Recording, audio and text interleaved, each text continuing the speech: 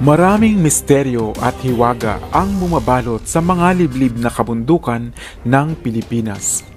At isa na nga rito ang tungkol sa puno ng sinukuan. Walang tiyak na tawag sa kung anong uri ng kahoy ang punong ito ng sinukuan. Ang tanging palatandaan ng punong ito ay mapupuna di umano na nakayuko ang lahat ng mga halaman at mga ibang punong kahoy sa kanyang kinaroroonan. Pawang mga patay na dahon at mga buto ng hayop ang makikita di umano sa ilalim ng punong ito. Bakit nga ba mga patay? Ito ay sapagkat sinasabing ang sinuman o anuman na may buhay ang masinagan ng lilim ng punong ito mula sa sikat ng araw o buwan ay maaaring maparalisa o mamatay. Mayroon daw kakaibang enerhiya at kapangyarihan ang lilim ng punong kahoy na ito. Ang ilan naman ay nagsasabi na yumuko ang punong ito nang dumaan si Hesukristo kahit pa isa itong napakayabong na punong kahoy. Kaya tuloy marami ang nagkakainteres at nagnanais na makakuha kahit na ng isang sanga o bahagi lamang ng punong ito, sapagkat pinaniniwalaan na may taglay itong bisa at kapangyarihang magpagaling ng hindi mga pangkaraniwang karamdaman o gawa ng mga hindi nakikita. May mga nagsasabi na ang puno ng sinukuan ay masusumpungan sa liblib na bundok itim ng Bicol at sa ilang bahagi ng kabundukan sa Mindanao. Ayon naman sa ilang mga naniniwala sa bisa ng piraso ng kahoy na ito, nakapagpapagaling daw di umano ito ng sakit sa tiyan at may ilan namang nagsasabi na sa tulong ng punong ito ay mapapaamo mo ang sinumang naisin mo sa tulong ng mga orasyon o dasal. Meron ding kaso na ginamit daw ito upang maging invisible o hindi makikita ng mga tao sa iyong paligid. Ikaw, ano sa iyong palagay? Nanaisin mo bang ibuwis ang iyong buhay para lamang makamit ang isang dahon o sanga ng puno ng sinukuan?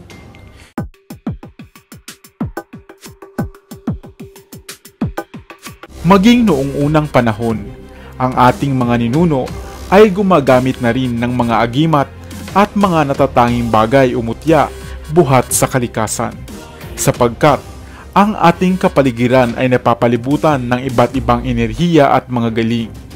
Kaya kahit ang mga likas na bagay ay maaaring magbunga o magbigay ng mga mutya, bertud at mga pangontra. Narinig mo na ba ang kahoy na tagupaypay o tinatawag ring galamay amo o lucky hand root? Ang halamang ito ay madalas makita at matagpuan sa mga liblib na bulubundukin dito sa Pilipinas, partikular na nga sa mga kalupaan na pinaninirahan ng mga katutubong ita. Ano-ano nga ba ang gamit at bisa ng kahoy na ito? Naanimoy, mga galamay o daliri. Ayon sa mga matatandang antingero, ito ay isang mabisang gamit na panggayuma o iyong papaibigin mo ang iyong natitipuhan. Mainam din ito sa panghalina at pangakit sa customer kung ito naman ay gagamitin mo sa pagninegosyo. Mainam din itong pampaamo o pampabait sa inyong mga masungit at matigas na mga amo. At higit sa lahat ay mainam din palang magbigay at magdala ng swerte sa inyong mga tahanan. Maaari itong ilagay sa isang mumunting sisidlan o bote na may langis o lana bilang sangkap. Pwede rin itong samahan ng iba't ibang mga halamang gamot o gamit gaya ng bulaklak ng kawayan, tanglad, buhok ng duwende at iba pang mutya at pampaswerte buhat rin sa kalikasan. O di kaya naman na ibalot sa pulang tela at ilagay sa bulsa o sa loob ng inyong bag. Mainam din itong ilagay o isangkap sa pagbuo ng medalyon na gamit ang baon na walang mata. Kung ito naman ay gagamitin sa pagninegosyo, mainam na ipwesto o ilagay sa mga cash box o lagayan ng pera upang mag-akit pa ng swerte. E papaano naman kung gagamitin mo ito bilang pampaamo o panggayuma? Batid ko na isa ito sa nais mong mabatid at malaman. Ilagay lamang ang kahoy na ito na tagupaypay sa bote o lagayan ng kulon o pabango at saka gamitin o i-spray ito sa inyong katawan kung lalapit ka sa iyong natitipuhan o napupusuan at upang ikaw ay maging kaakit-akit sa kanyang paningin. Kapag ka minsan ay maaari mo rin itong samahan ng mga piraso ng papel na mayroong nakasulat na orasyon upang mas maging mabisa pa. Ayon sa mga nagtatangan nito, umiinit daw di umano ang bote o sisidlan nito sa oras ng pagdidibusyon o kung ikaw ay nasa mga hindi inaasahang sitwasyon. Ikaw, nais mo rin ba magkaroon nito? O baka naman meron ka na?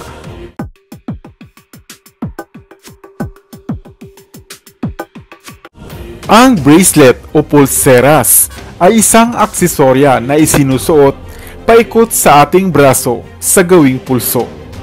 Maraming dahilan kung bakit natin ito ginagawa.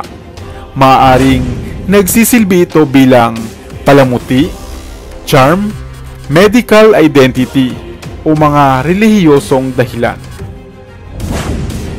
Ang pinakamatandang bracelet nga ay tinatayang nagmula pa sa mga taong 5000 BCE. Ang karaniwang pulseras ay maaaring binubuo ng mga beads, plastic, tela, metal, leather, mamahaling bato, seashells at minsan ay kahoy.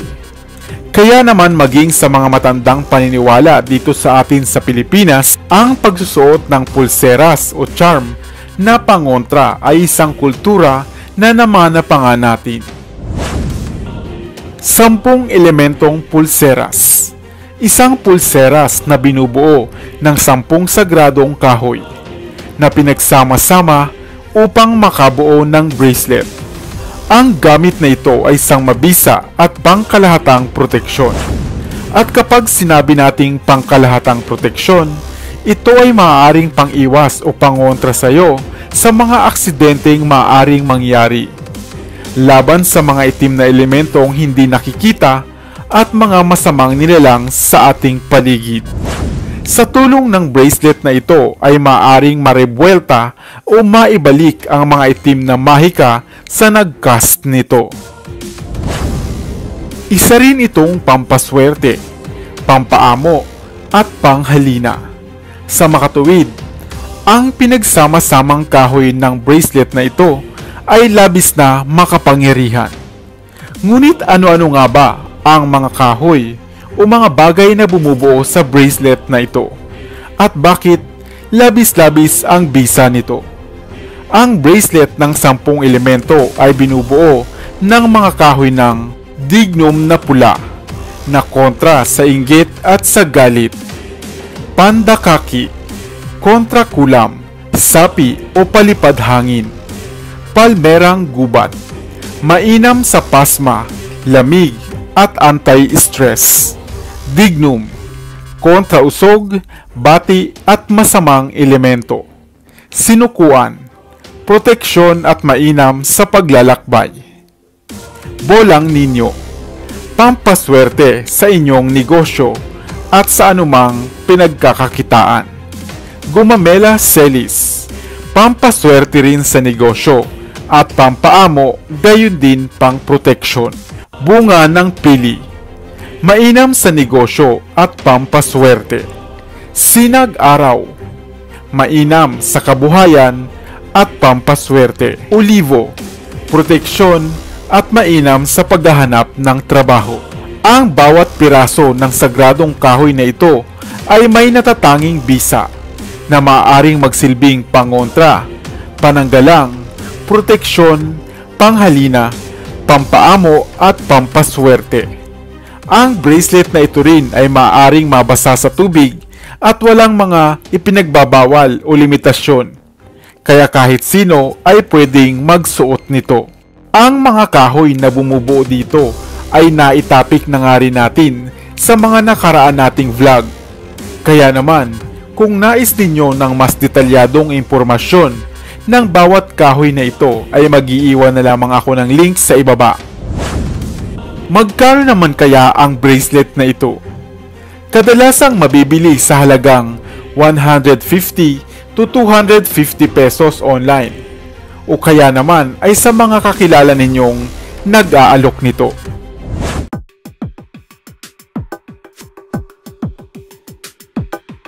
Dignum, isang anyo ng agimat na kilala sa atin dito sa Pilipinas. Ito na nga yata ang isa sa pinakamakapangyarihang anting-anting na natuklasan sa kasaysayan, na nababalot ng malaking misteryo. Ang dignum ay isang agimat na gawa sa tanso. Ito ay isang malambot o luno na uri ng tanso na maaring magpabago-bago ng hugis, subalit mananatili pa rin sa orihinal nitong anyo. Tinatawag din itong agimat ng pag-aaway, pinagtagpo at pinagkasundo. Ayon sa pinakamatandang kwento ng agimat na ito, mayroong 3 hari na labis na naiinggit sa isa pang makapangyarihang pinuno, sapagkat ang pinunong ito ay nagtataglay daw ng agimat na dignum. Ang sinuman daw na lumapit upang humingi ng tulong ay napapagaling ng pinunong ito. Kaya naman, nagplano ang 3 hari na tangkaing kunin ang agimat sa kanya. Pinalak nilang gawin iyon sa itinakdang araw. Subalit dahil isa sa 3 hari na ito ay mastuso at sakim, nais niya na siya ang maging may-ari at mag-angkin ng dignum. Kaya hindi siya sumunod sa napag-usapang araw. Bagkos ay nauna siya at nagtagumpay nga na mapasakamay ang agimat.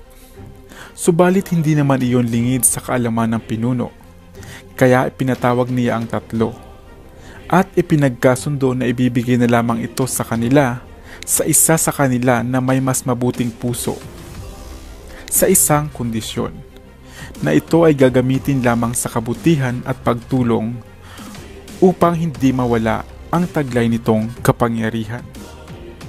Sa paglipas ng panahon ay nakatagpo ang mga tao ng kaimahe at kahalintulad ng dignum na ito. Nagawa din sa tanso at inukitan din ng mga imahe. Sa tulong ng orasyon ay ginawa nila itong mabisa. Nakakatulong ito na makapagpagaling ng mga sinasaniban ng masamang elemento.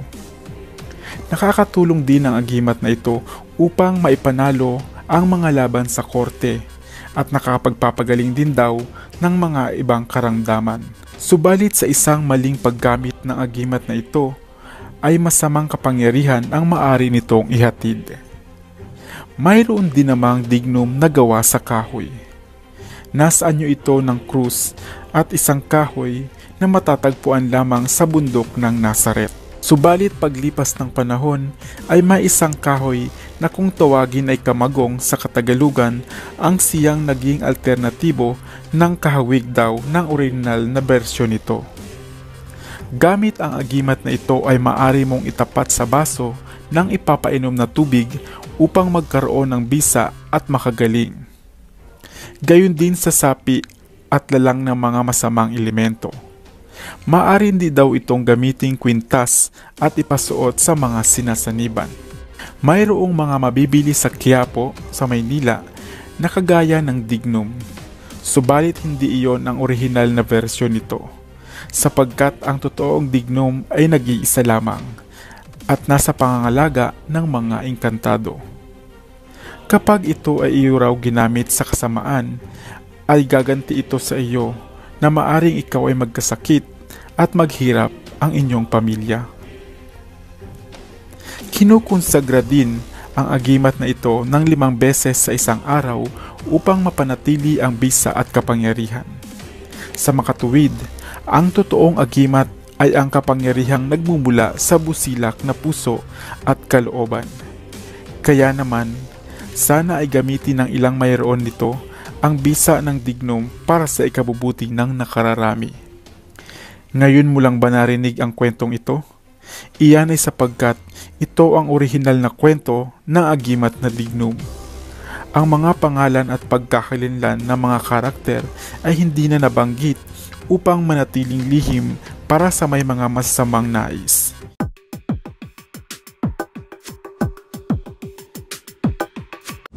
Gumamela Celis. Narinig mo na ba ang salitang ito? Ang Gumamela Celis ay isang uri ng bunga ng kahoy na kadalasang matatagpuan sa mga kabundukan sa gawing Kabisayaan.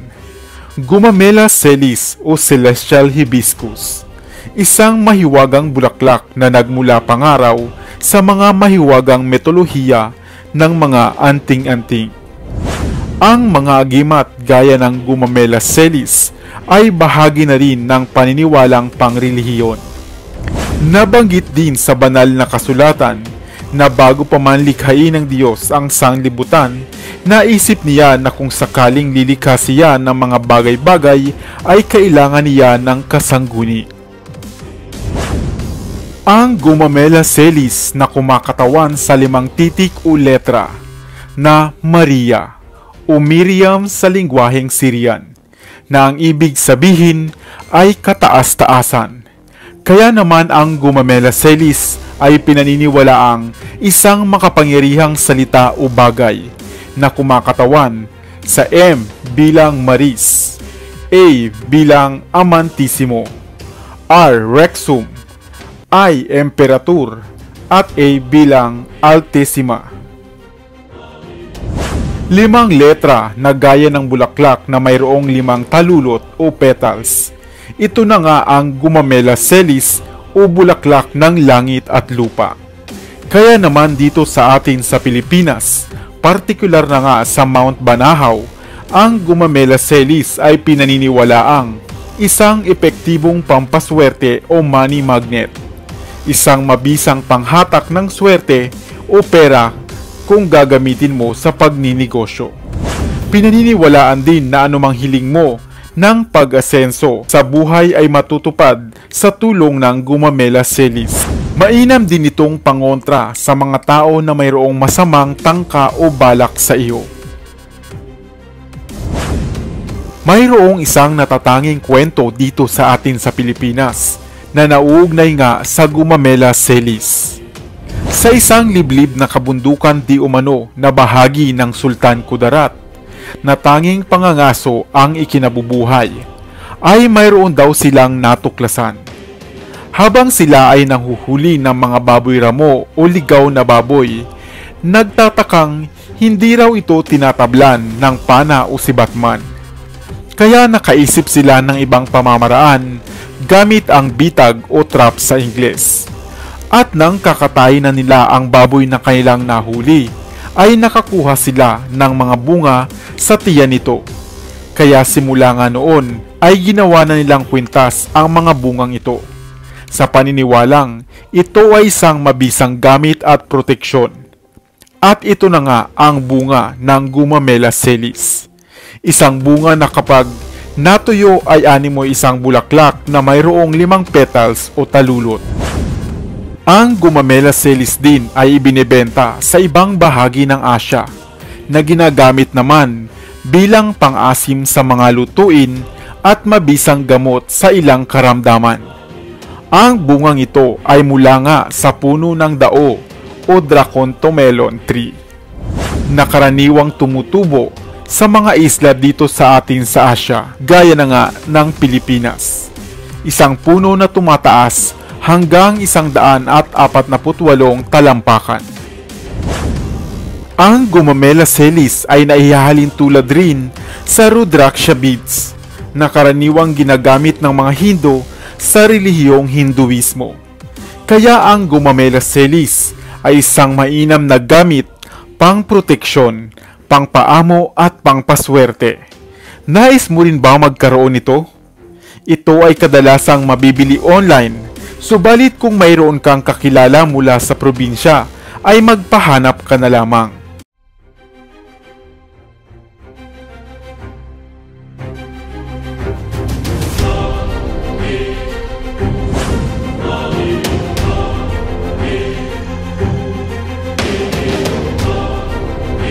Narinig mo na ba ang agimat at mutyang ito ng kahoy pulupot? Isang uri ng mutya o agimat buhat sa kalikasan na nagtataglay pala ng pangkalahatang gamit na siguradong maiibigan mo. Hello, what's up? Your best here. Sa videong ito ay alamin natin ang kakaibang gamit buhat sa punong kahoy. Ano-ano nga ba ang taglay nitong bisa at ang mga angking kakayahan?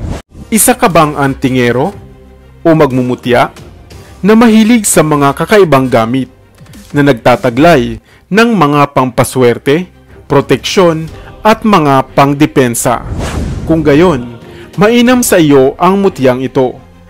Negosyante ka ba at naghahanap ng mabisang pampaswerte?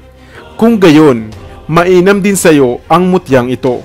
At hindi lang iyan, napakarami pang gamit ng mutyang kahoy pulupot. Iyan ang iisa-isahin natin. Ano nga ba ang mutyang kahoy pulupot? Ang mutyang ito ay isang sanga o katawan ng kahoy na animoy nakatali o nakabuhol.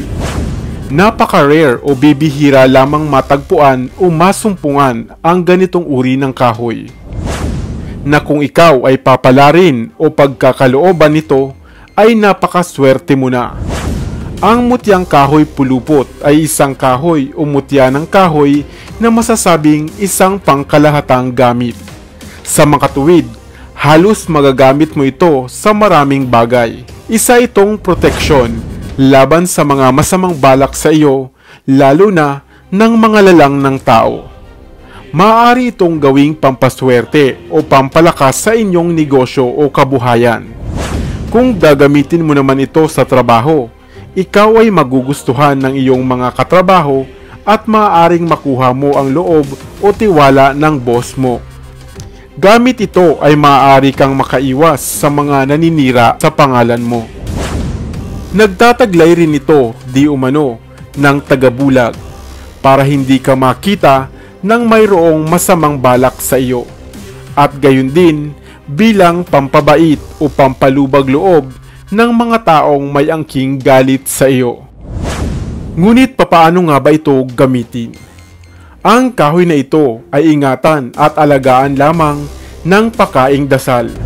At kung iyo itong maalagaan ng tama, lahat ng iyong hilingin dito ay tiyak mapapasa kamay mo. Huwag lamang iyong ikasasama naman ng ibang tao, sapagkat ang lahat ng mga agimat at mutya ay nanghihina o nawawala ng bisa kung ito ay magamit mo sa masama. Ikaw, nais mo na rin ba ng mutyang ito? Sana'y may bago kang natutunan sa videong ito.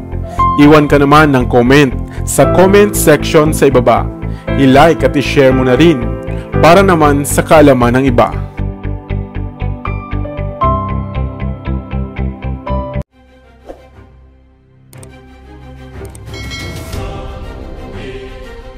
Para sa mga kakaibang kwento ng inspirasyon, kaalaman, hiwaga at misteryo, ako pa rin ang inyong lingkod, ang inyong best para sa Best TV.